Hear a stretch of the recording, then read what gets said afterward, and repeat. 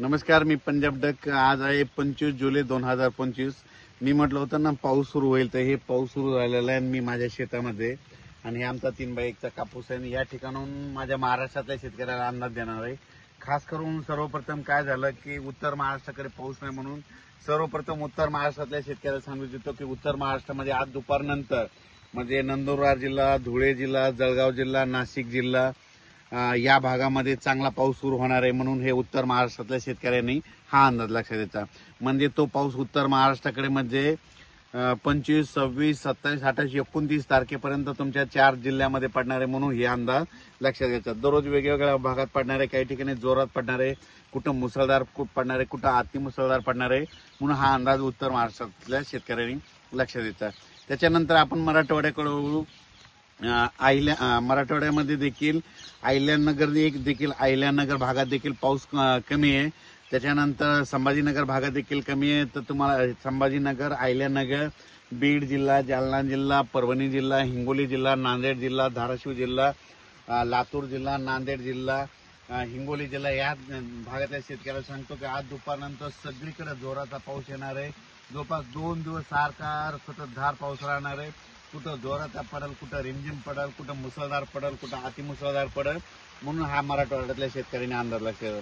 त्याच्यानंतर आपण काय करू, पूर्व विदर्भ आणि पश्चिम विदर्भ। सर्वात महत्वाचं पूर्व विदर्भामध्ये वर्धा, नागपूर, भंडारा, गोंदिया, अमरावती, अचलपूर, अकोट, अकोला, बुलढाणा या जिल्ह्यामध्ये जोराचा पाऊस पडणार आहे, मुसळधार पडणार आहे, अतिमुसळधार पडणार आहे।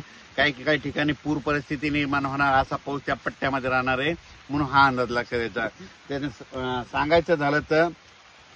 राज्यात सांगायचं झालं तर म्हणजे पूर्व विदर्भ, पश्चिम विदर्भात सगळीकडे म्हणजे 6, 5, 11 जिल्ह्यामध्ये चांगला पाऊस पडणार आहे।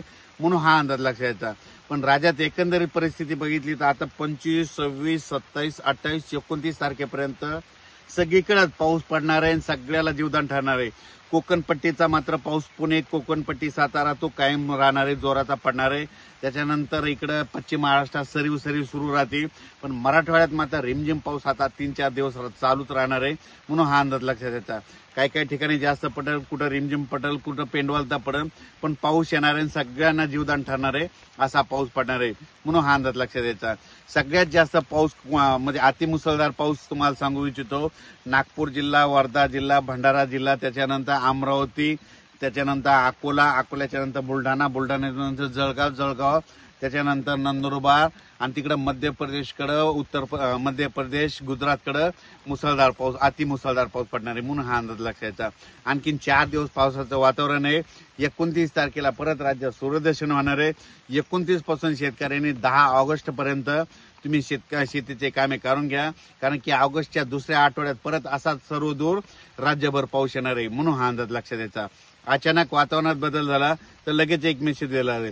पण तरी सांगतो, ज्या भागात अद्यापही पाऊस पडला नाही तर त्या भागात म्हणजे शिर्डी, कोपरगाव, राहुरी, नेवासा ह्या भागात, संगमनेरचा काही भाग त्या भागामध्ये, आणि त्याच्यानंतर रावेर, यावल, पाचोरा या भागामध्ये पाऊस नाही पडलेला, तिकडे ह्यामध्ये आजपासून तिकडल्या भागात पाऊस पडणार आहे। म्हणून त्यांच्यासाठी आनंदाची बातमी। अचानक वातावरणात बदल झाला तर लगेच एक मेसेज दिला जाईल। धन्यवाद।